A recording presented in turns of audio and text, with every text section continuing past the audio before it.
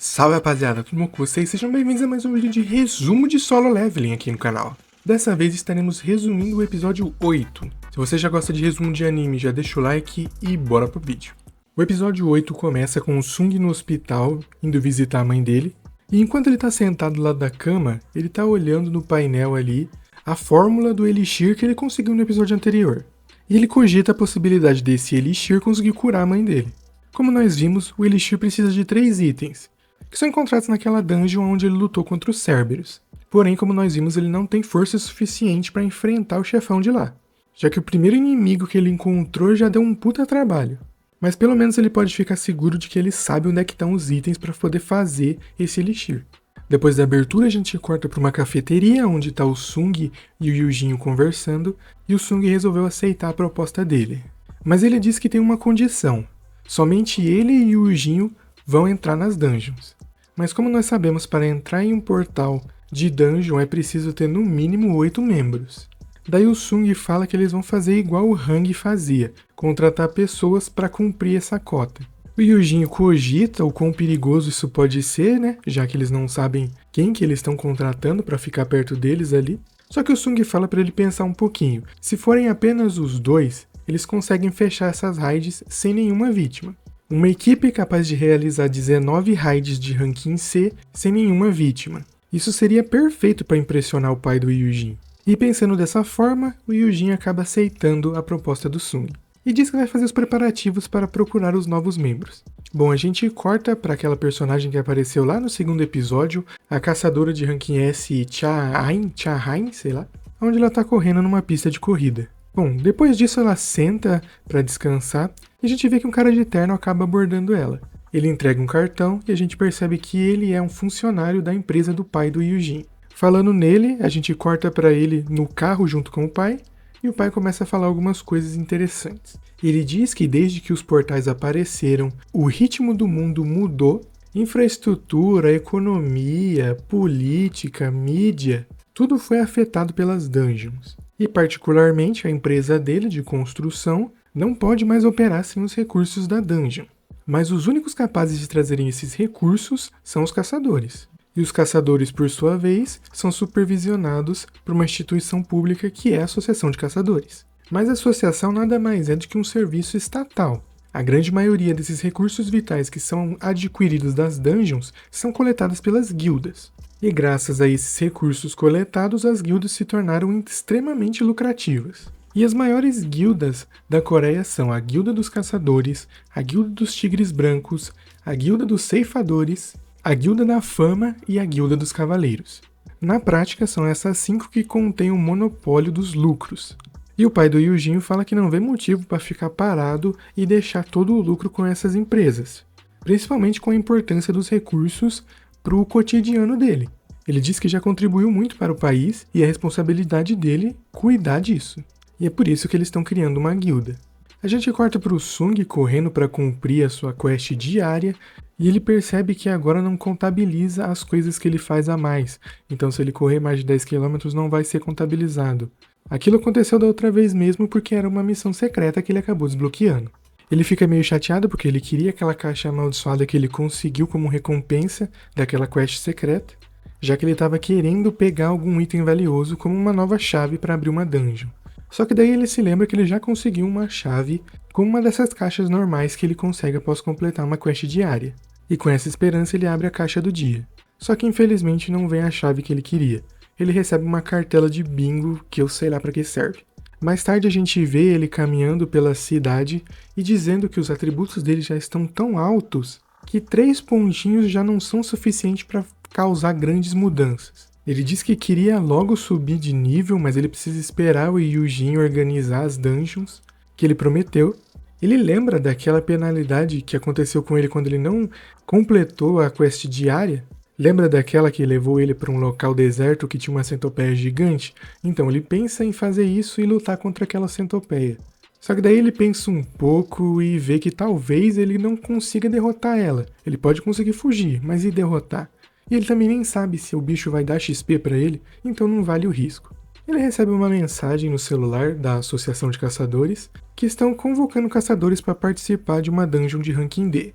E como o Sung não tem nada melhor, ele acaba aceitando participar. A gente corta para um dojo, onde a gente vê o Son, aquele caçador que foi líder lá no primeiro episódio, conversando com outro aluno. O aluno tá elogiando ele e tal, só que daí ele fala que é uma pena que o cara não possa mais lutar com tudo, né? Já que nós vimos que ele acabou perdendo o braço.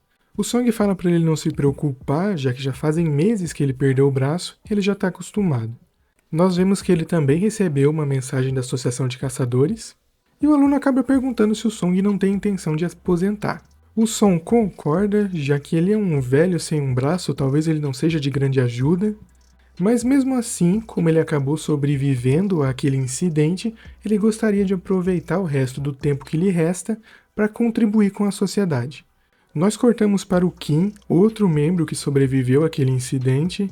Ele está na sua casa e diz que chegou um novo convite de raid. A esposa dele fala que não seria melhor ele se aposentar, já que as dungeons são muito perigosas e ele quase morreu da outra vez.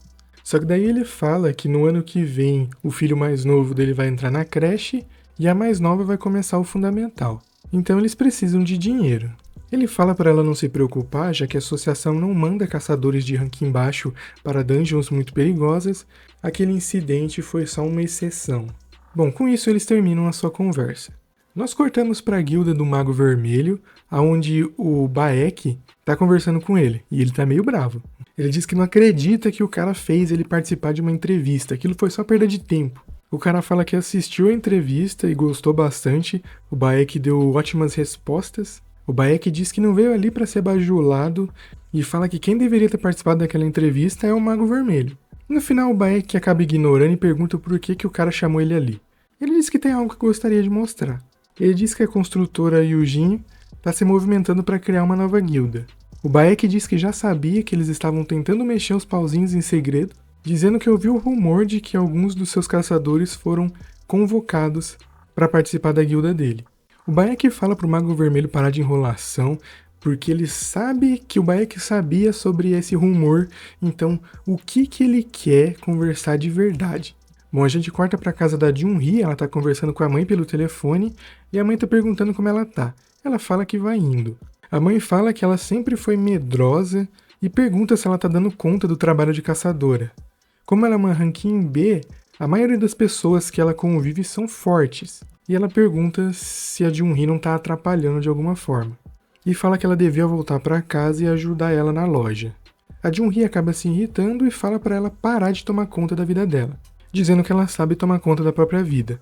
Ela pensa um pouco se ela realmente está atrapalhando, e lembrando do Sung, mesmo que ela esteja atrapalhando, ela quer continuar tentando. E nós vemos que ela também recebeu a mensagem da Associação de Caçadores. Nós voltamos lá para a guilda do Mago Vermelho, onde a Cha acaba de chegar para conversar com ele. Daí ela fala que, quando ela treinava, ela foi abordada por um dos funcionários da empresa do pai do Yujinho. E ela explica que o cara tentou convocar ela para ser mestre da guilda deles. O Mago Vermelho conclui que se ela tá falando isso pra ele, ela recusou. Bom, e foi isso mesmo. A gente corta pro Baek tomando um goró num bar e relembrando da conversa que ele acabou de ter com o Mago Vermelho. O cara pergunta da ilha de Jeju, que é aquela ilha do primeiro episódio que foi tomada pelas formigas gigantes. Ele diz que desde o fracasso daquela raid, a ilha foi isolada. E agora só é feito um reconhecimento por ano através de navios perto da costa. Ele diz que o povo com o tempo está se esquecendo dos acontecimentos daquela ilha. Daí o Baek pergunta, e daí, isso não seria normal? Daí o Mago Vermelho fala que por mais que as raids e os portais de dungeon tenham se tornado comuns na vida cotidiana deles, por mais que ele seja bajulado como uma arma final da humanidade, mais poderosa e tal, ele nunca vai esquecer o terror que viveu naquela ilha. A ilha basicamente é um trauma na vida dele, algo pendente que ele quer finalizar. E para isso ele precisa de companheiros novos e mais fortes, ele precisa de novos contatos para poder formar alianças. Tudo isso para poder juntar um grupo forte o suficiente para poder ir até a ilha e acabar de vez com os monstros que lá estão. O Mago Vermelho pergunta se o Baek não tem algum arrependimento daquela ilha. Daí rola um flashback mostrando um companheiro dele sendo atacado por aquelas formigas e ele meio que sendo impedido de ajudar. Depois disso a gente corta para uma sala onde tem um cara muito estranho conversando com outro maluco de terno, e esse cara tá dizendo que eles precisam ser mortos. Mas de quem será que ele tá falando? Bom, a gente corta pro dia seguinte, onde o Sung tá saindo de casa. A irmã dele pergunta se ele não vai levar nada. Ele diz que não, que tá tudo bem, e já vai saindo de casa. Bom, no caminho a gente vê o Song indo em direção ao portal, e ele vai falando que como ele despertou como um mago, todas as habilidades que ele tinha com a espada são basicamente inúteis. E para ele, como um espadachim, ganhar poderes mágicos basicamente é uma ironia do destino. No caminho ele acaba encontrando o Sung, mal reconhece ele. Ele pergunta pro Sung se ele não tinha perdido uma perna, mas o Sung fala que quando ele acordou no hospital a perna já estava lá de novo. O Song conclui que o grupo que foi resgatar ele tinha um mago de ranking alto que conseguiu trazer a perna dele de volta. De qualquer forma, o Song diz que tá feliz que o Sung tá bem. O Sung olha pro braço faltando do Song. Infelizmente, quando ele foi salvo, já tinha se passado muito tempo desde que ele perdeu o braço, então não deu para recuperar. De qualquer forma, os dois seguem até o portal. Chegando lá, eles encontram os membros que sobreviveram àquele incidente, a Junhee, o Kim e mais um outro carinha. A Junhee fica feliz em ver o Sung, já os outros dois não conseguem nem olhar na cara dele. O Song fala que é esperado, já que eles abandonaram o cara pra morrer. A Junhee começa a conversar com o Sung, ela fica surpresa da mudança dele, mas fica feliz que ele está bem. Eles veem que uma van acaba encostando ali e desce um pessoal dela. 2 deles são da Associação de Caçadores e os outros 3 são presidiários que estão cumprindo pena. Bom, a mocinha da associação começa a explicar que aqueles 3 vão participar como caçadores durante aquela dungeon junto com eles. Ela diz que eles estão ali para reduzir as suas penas, então eles não devem causar problemas. Ela diz que infelizmente eles estão com falta de caçadores e pede a compreensão deles. Junto com eles vai um outro membro da Associação de Caçadores que vai ficar responsável por esses 3. O nome dele é Kang e ele é um caçador de ranking B. E no pior dos casos, ele deve ser capaz de subjugar os 3 criminosos. O Sung acha que isso não é uma boa ideia e fala para Junhee ficar fora dessa raid. Ela pergunta se ele vai participar e ele fala que sim. Então se o Sung vai participar, ela também vai. O Kang liberta os 3 e fala que é para eles ficarem pianinhos, que eles sabem o que vai acontecer se eles fizerem alguma brincadeira. Ele vai até o Song e o Sung se apresenta e pergunta quem que vai ser o líder daquela expedição. O Song pergunta se ele pode ser o líder e o Sung concorda. O Song agradece o Sung por dar mais uma oportunidade para ele. Ele diz que naquele dia 7 pessoas morreram por sua causa. Não há palavras para descrever o quanto ele fracassou em protegê-los, mas graças ao Sung, pelo menos 6 pessoas conseguiram sobreviver. Por isso, em nome das outras 5 pessoas, ele agradece o Sung. Com tudo pronto, eles vão até o portal. Com isso, o episódio termina. Bom, esse foi o resumo do episódio 8 de Solo Leveling. O que vocês acharam?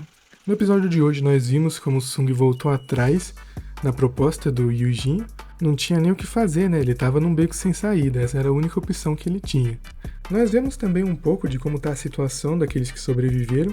A Junhee continua mal, mas se inspirando no Sung, ela tenta mais uma vez. De todos, o Song é o que parece que está melhor lidando com a situação.